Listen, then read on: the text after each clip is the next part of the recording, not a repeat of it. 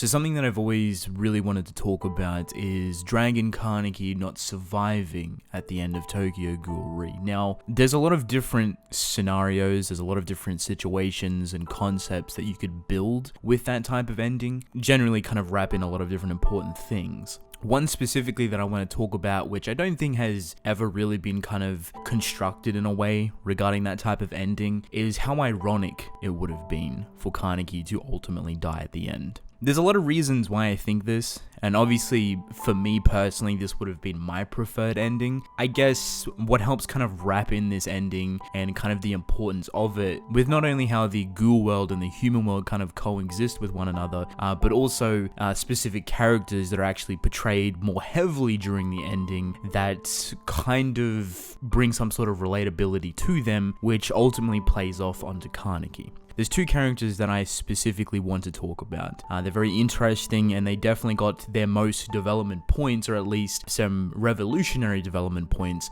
in that final arc, and that is both Uta and Furuta. So I guess starting off, we should focus on Uta and how kind of his ideology mixed with the clowns kind of wraps into the story, ultimately bringing him to a conclusion in the final arc, which was, in my opinion, very nonchalant. It wasn't necessarily to the fullest potential it could have been, but that obviously takes into consideration a lot of different things regarding Ishida kind of rushing his story and wanting to end it a certain type of way. He obviously disregarded a lot of, I guess, closure for a lot of different characters. Uta himself is a very interesting one, and how this kind of correlates with Kaneki's ending is the fact that Uta has been portrayed as his villain the entire time. He's a very mysterious character, and you never really know his allegiance throughout the entirety of the story, but he's always on the wrong end, basically.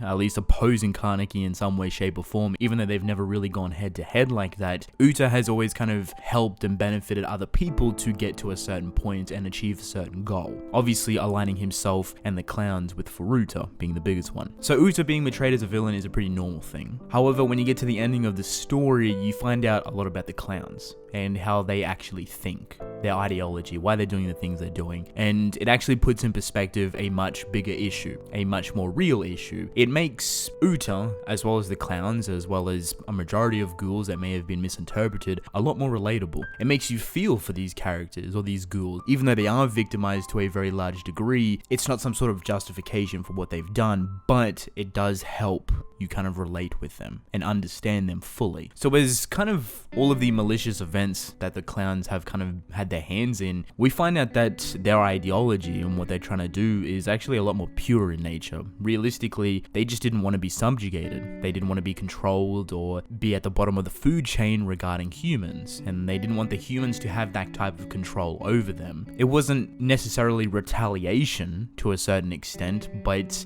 Uta felt very heavily for this. And when you think about him in a deeper manner, he never really went out and done things on his own accord that would put, himself in a better position. He always done things to help benefit the clowns as well as benefit people around him without making too many waves in the water. He wouldn't go out and try and kill the head CCG detectives or anything like that, because obviously that would be some sort of suicidal mission, but that's not entirely what he was going for. He wanted to be accepted to a certain extent, but he also didn't want to live in fear. The day the CCG come knocking on his door trying to kill him and hunt him down because of him just being a ghoul. Without a doubt, he took motives into his own hand. And when you kind of understand that in the final arc, it helps kind of make him a more real character. It gives him a lot of weight for who he is and what he's trying to achieve. It doesn't necessarily make all the bad things that he has done up to that point redeemable, but it does help you kind of correlate your emotion with him a lot more. That transfers over to Kaneki extremely heavily, which I'll get onto in a little bit. Furuta is almost of the same caliber. Obviously, him being the main villain in the story and the primary spotlight, he plays the field a little bit differently. A little bit more tactician work, a little bit more strategic value to it, but ultimately he is in the same boat to a certain extent. Furuta definitely had some personal gain there. If anything, that's basically what he only wanted, was something that he could personally gain from it. A lot of people didn't feel for Furuta's character, and I completely get that. Like I said, the things he's done is not necessarily justifiable, but it does open up your perspective, as when you kind of get a timeline timeline for Furuta's character and everything he's been through as a young child, being warped and manipulated to think a certain type of way and act a certain type of way from a very, very malicious family, the Washu family, without a doubt that child is going to grow up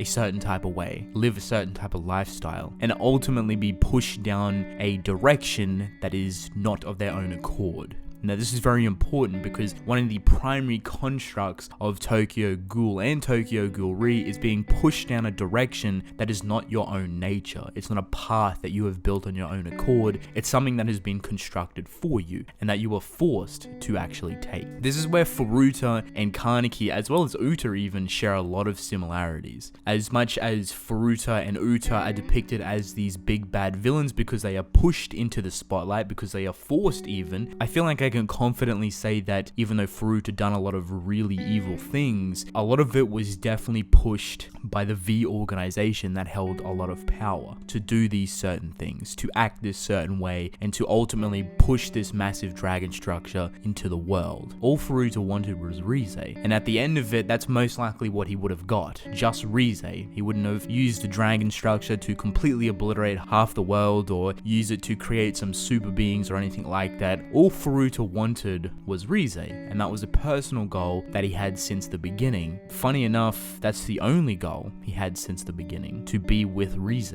to want something that he couldn't actually have, to do something of his own personal accord for once. He wanted to be selfish, and he done selfish things to get his selfish goal. He met his demise, obviously by the hands of Kaneki, which leads me to Kaneki, and why this plays such a heavy, heartfelt role with Kaneki not surviving at the end of the story. The reason I wanted to mention those two characters is because they, one, are some of the primary villains in the story, but two, there is a lot of shared relatability between Uta, Furuta, and Kaneki. They're actually very similar in nature. Their perception and how we view them as characters is completely different. Obviously, us as readers is going to view Kaneki as a good character. We're going to see him as some sort of hero. We're not going to look at Uta and we're not going to look at Furuta being good people. We're going to look at them as being bad. However, if you've learned anything from the morality of Tokyo Ghoul and Tokyo Ghoul Re, the world of the story and how it's kind of changed and morphed in its own regard, no one is coherently good or coherently evil. The world itself is one big grey-scaled area, and the people that reside in it don't necessarily get exactly what they want, but also have to kind of fend for themselves to get what they want. And when they do fend for themselves to get what they want, they are either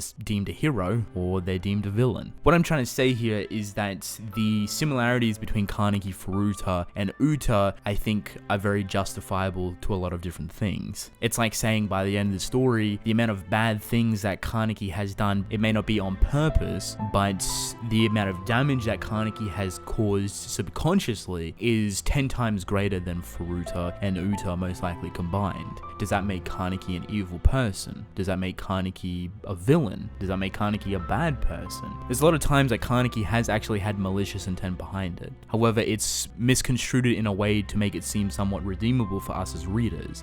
Yet, it is up to us to kind of give that justification to Kaneki, and the reason why we do that continuously time and time again is because he is the main character. However, people don't want to do that for Furuta. People don't even want to do that for Uta, and that's fair enough. It's each to their own. But how this kind of comes into the idea that if Kaneki died, it would be extremely ironic is because at the end of the day, Kaneki dying is the exact same equivalent to Furuta dying, and even Uta if he potentially died as well. They kind of die on the same plateau. They don't necessarily have some elevated goodness to them or some elevated badness to them. They are very equal in nature. And I think the irony sits in the fact that Kaneki tried to do all of these good things and help all of these people and push a better life, but met the same demise as the people opposing him, met the same demise as the villains that were misinterpreted, that were doing a lot more malicious things for a lot more selfish reasons. He could have met the exact same demise as them, and to me that's extremely ironic. To me, that shows the value of Tokyo Ghoul's world and how everything is extremely grey. It's hard to kind of say that person is good and that person is bad.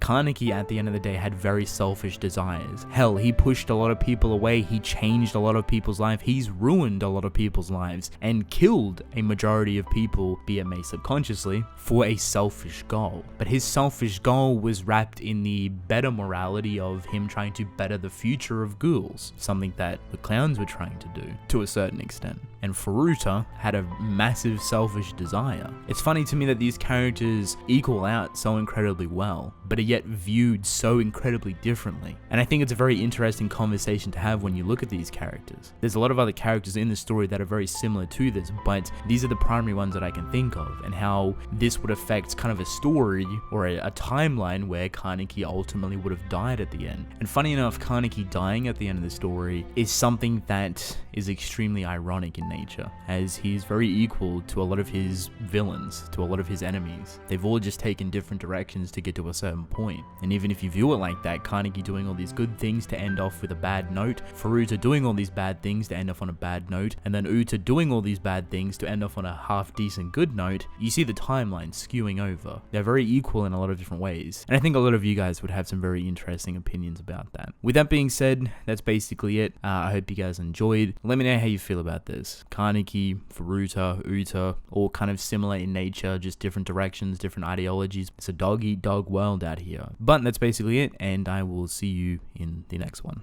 Goodbye.